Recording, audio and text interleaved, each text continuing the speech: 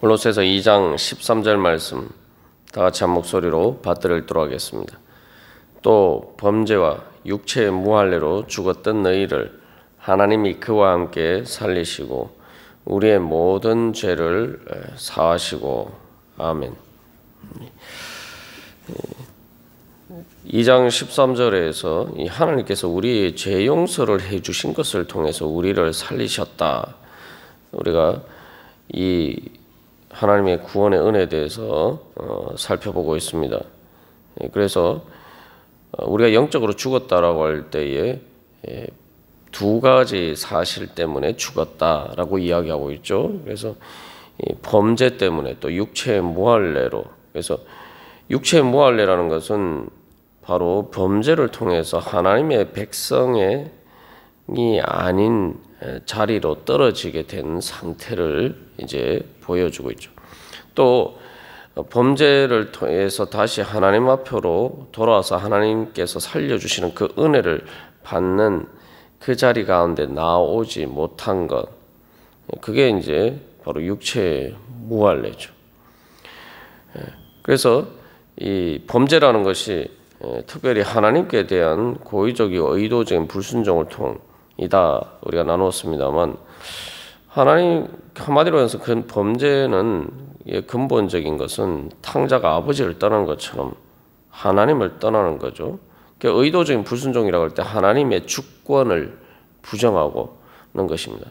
그러니까 다시 말하면 범죄는 이 하나님 나라의 백성이 되기를 거부하는 거죠. 그런데 그 하나님 나라가 결국은 천국이고, 하나님 나라가 바로 아담과 하와에게 있어서는 바로 에덴 동산인데, 그 하나님의 법에 따르기를 거부하니까 그 범죄의 결과로 어떻게 됐습니까? 결국은 에덴 동산에서 살지 못하게 되죠. 그러니까 죽게 되었다는 거예요.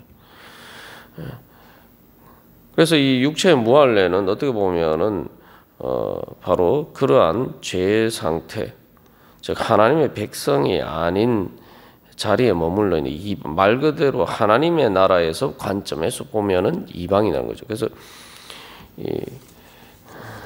육체의 무할례라는 것은 바로 하나님의 백성이 아니다, 이 영적인 소외의 상태를 가리킵니다. 또 죄를 지었다고 해도 이스라엘 백성들처럼 하나님의 백성이 되어서 하나님께서 그 죄의 문제를 해결해 주시는 은혜 가운데로 나와야 되는데, 이방인들은 그렇게 하나님의 백성이 되지 못했다는 거죠. 그래서 여기서 우리가 이제 이 소외의 문제와 관련해서 우리가 어제 살펴보았습니다만, 우리가 가장 큰 소외는 하나님과 우리가 소외되는 거죠. 사실 예수님이 십자가에 못 박히신 것도 인간들이 이 세상 나라에 속하기 때문에 바로 예수님을 소외시킨 거죠. 그래서 이 마태복음에서는 포도원 주인이 자기 아들을 보냈는데, 그 포도원에서 일하는 사람들이 바로 그 아들을 죽이고 바로 포도원을 자기들의 것으로 만들고자 했다. 그것을 통해서 이 예수님을 죽인 십자가 사건을 비유를 들어서 예수님이 그렇게 말씀하시고 계죠. 그래서 육체의 무할례로 죽었다라고 생각해 사실 이제 하나님을 배제시킴으로써 내가 내 마음대로 잘 살 수 있다, 탕자가 아버지를 배제시키고 다른 먼 나라에 살 때 잘 살 수 있다 이렇게 생각했지만, 실제로 그것은 죽음을 향해서 가는 과정이죠. 그래서 십자가는 그래서 우리가 하나님을 소외시킨 것인데, 그 결과로 오히려 우리가 하나님 나라에서 소외되었다라는 거죠. 우리가 이제 어제도 왕따나 이 소외 문제에서 나누었습니다만, 우리가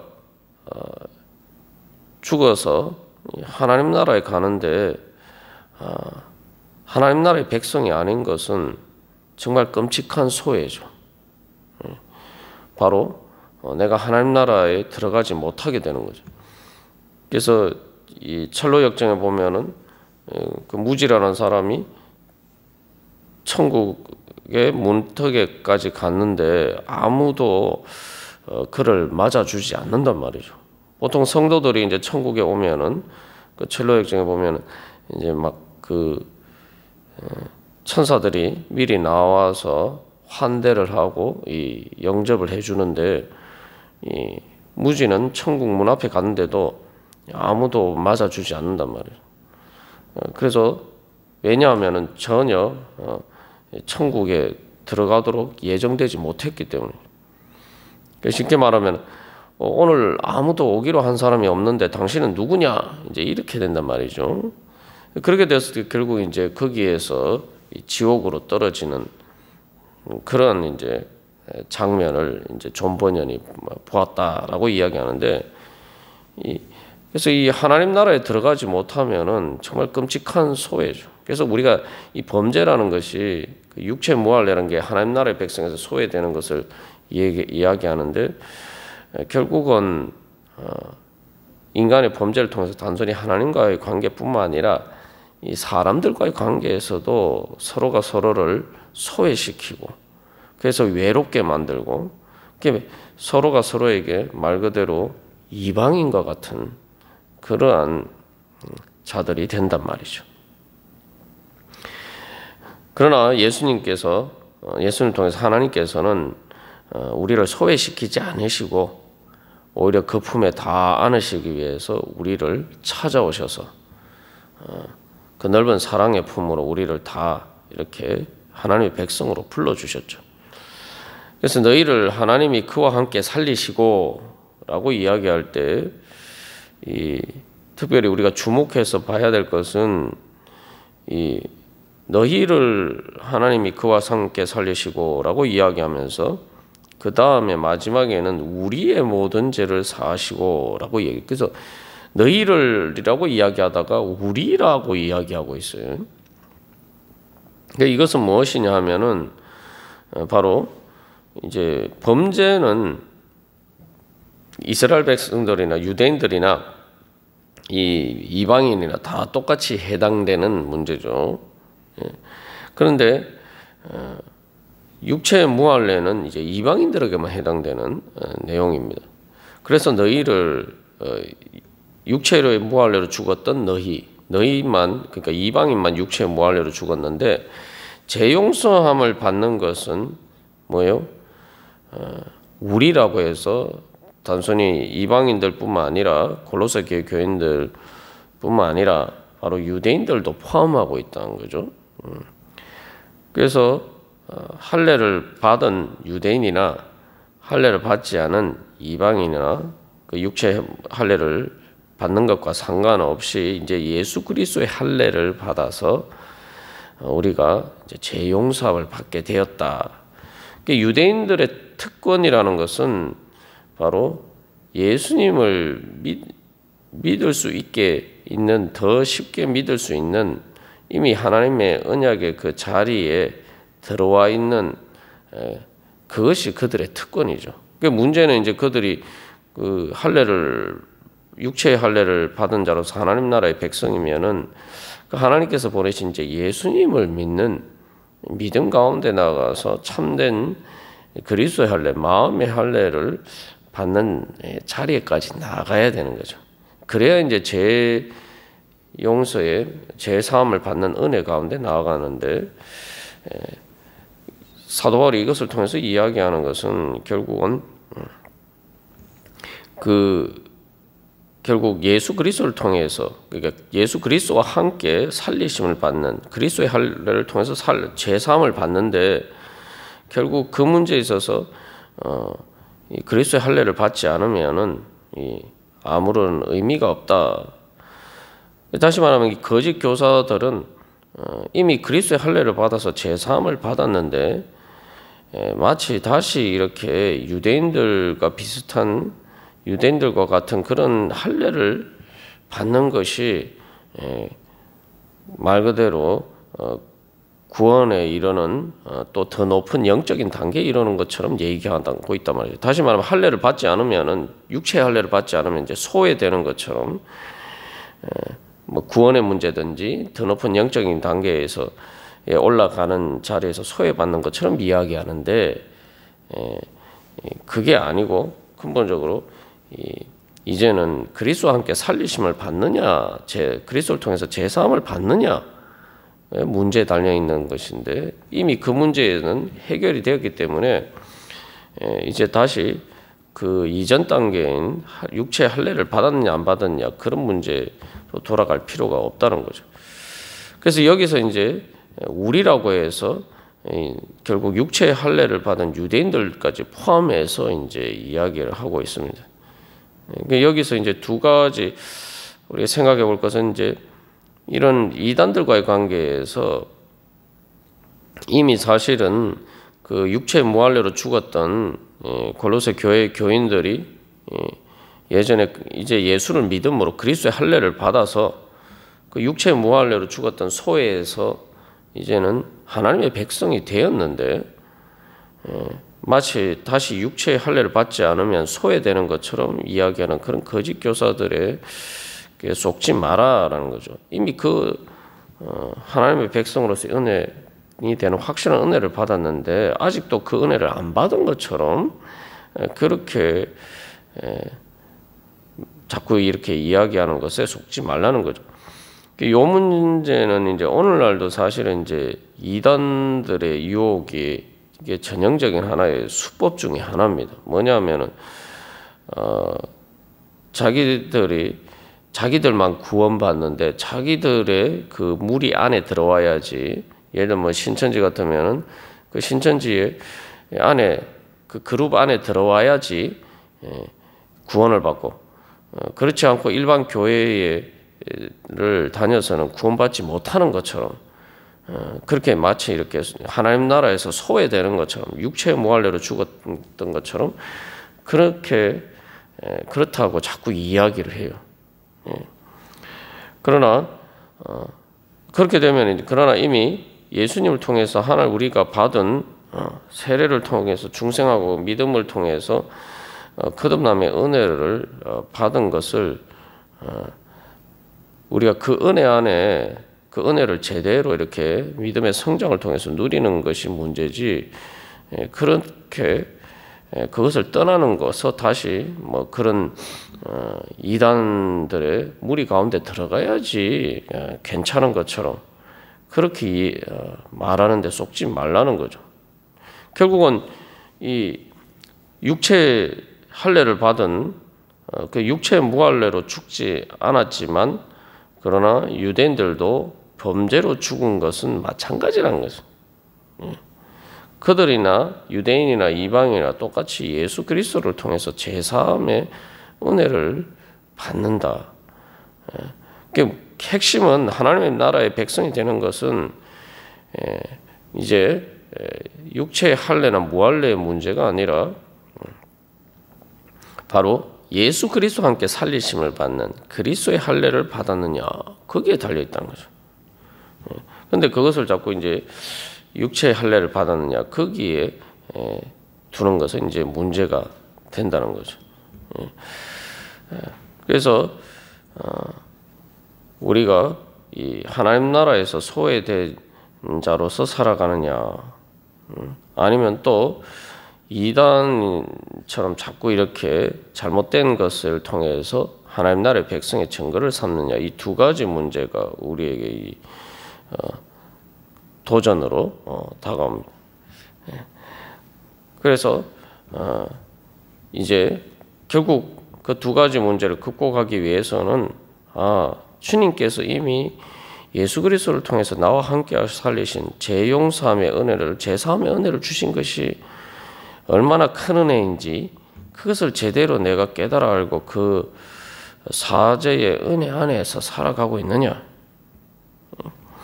그리고 또한 그래서 그것을 자꾸 바라봐야지 다른 어떤 것을 통해서 내가 하나님 나라의 백성의 징표로서 삼고자 하는 것은 어리석은 것이다.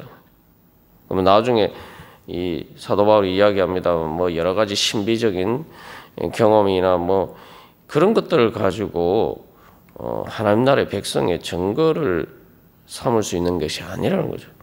하나님 나라의 백성의 증거가 되는 핵심적인 표지는 바로 내가 예수 그리스도와 함께 살리심을 받았느냐, 즉 예수 그리스도를 통해서 죄 용서함의 사죄의 은혜를 받았느냐, 내가 그리고 그 안에서 살아가고 있느냐, 이제 그 문제라는 거죠. 그리고 또 세상과의 관계에서는 내가 정말 마지막에 죽어서 하나님 나라 천국 앞에 갔을 때에 내가 정말 그 천국에 들어갈 수 있는, 천국에서 소외되지 않는 그러한 사람으로 살아가고 있느냐, 아니면 그저 세상 나라를 따라서 살아가고 있느냐. 결국 세상 나라를 따라 살아가고 있으면 나는 천국에서 이제 소외된 자로서 살아가는 거죠. 우리가 이 문제에 대해서 가장 잘 알 수 있는 것이, 순교자들을 보면은 예수를 믿는 믿음 때문에 순교한 사람들은 세상에서 말 그대로 소외를 받는 거예요. 그 사실은 뭐 요한계시록에 나오는 뭐 666이라는 것도 그렇고, 이게 뭐냐면은 쉽게 말하면은 세상 나라의 법을 따르지 않으니까, 바로 세상의 우상 숭배를 따르지 않으니까 하나님 나라의 백성으로서, 그 세상 나라의 시민권으로서, 세상 나라의 백성으로서 받는 법적인 보호를 받을 수 있는 그 권리를 박탈당하는 거죠. 그 권리를 박탈당하고 결국은 세상 나라에서 죽임을 받는 거예요. 그래서 세상 나라에서 철저하게 소외되는 거죠. 그러나 천국에 들어갈 수 있는 은혜 가운데 거하게 되는 거죠. 그래서 세상 나라에서는 소외되지만 천국에서는 사는 거예요. 세상 나라에서 죽지만 천국에서는 사는 겁니다. 여기서 그와 함께 살리시고, 그래서 내가 그리스도와 함께 살 것이냐, 아니면 세상 나라에서 살 것이냐, 난 누구와 함께 살 것이냐. 사실은 우리가 우리의 삶에서 그러한 부분들에 있어서 늘 결단하면서 살아야 돼요. 세상 나라에서 살아봐야 결국 죽는 거로 끝나요. 내가 죽을 날에 결국 나를 살리지 못하고 죽음을 밖에 주지 못하는 그 세상적인 것을 따라서 내가 살 것이냐, 그게 이제 바로 앞에서 우리가 살펴본 육의 몸이죠. 그 육의 몸으로 사는 그 나라 백성으로 살 것이냐, 아니면은 예수 그리스도와 함께 살 수 있는 하나님 나라의 백성으로 살 것이냐. 그래서 이 소외의 문제를 와 관련해서 보면은 결국은 내가 세상이 소외시켜서 십자가에 못 박아 죽인 예수와 함께 살 것이냐, 아니면 그 예수님 없이, 예수님과 함께하지 않고 세상 나라 백성으로 살 것이냐. 이제 그러한 믿음의 도전이 우리에게 놓여 있습니다. 그래서 이제 우리의 믿음이, 하나님이 정말 예수 그리스도와 함께 우리를 살리셨다라는 그러한 믿음이 있으면은 우리가 오늘도 결단을 하면서 살아야 돼. 내가 예수님과 함께 하나님 나라의 백성으로 살 것이냐. 하나님 나라의 백성으로 산다는 것은 하나님 나라의 주권에 복종하면서 하나님 나라의 법에 따라 사는 거죠. 내가 그렇게 살아갈 것이냐, 아니면은 예수님 없이 그렇게 살아갈 것이냐. 그래서 아담과 하와가 불순종한 것처럼 내가 그렇게 살아갈 것이냐, 그렇게 살고도 내가 살 수가 있느냐. 우리가 그런 우리의 믿음의 근본적인 질문 앞에서 우리가 우리 스스로에게 물어보면서 살아야 될 것입니다. 그래서 이방인들도 마찬가지고, 그래서 유대인들도 육체의 할례를 받았지만 예수 그리스도의 할례를 받는 믿음을 통해서 죄 사함을 받고 예수 그리스도와 함께 살리심을 받지 않으면은 살 수가 없다. 그래서 우리의 모든 죄를 유대인들까지 포함해서 우리라고 이야기하고 있는 거예요. 오늘도 우리가 이 시간 주님 앞에 기도하면서 주님, 저는 하나님 나라의 백성으로서 살기를 원합니다. 예수 그리스도와 함께 살기를 원합니다. 그렇기 때문에 이제 주님께서 용서하신 죄를 따라 살지 않고 죄 용서 받은 자로 살기를 원합니다. 우리 그렇게 결단하면서 주님 앞에 나갈 때 주님께서 우리를 기뻐 받아주실 줄 믿습니다. 다 같이 기도드리시겠습니다.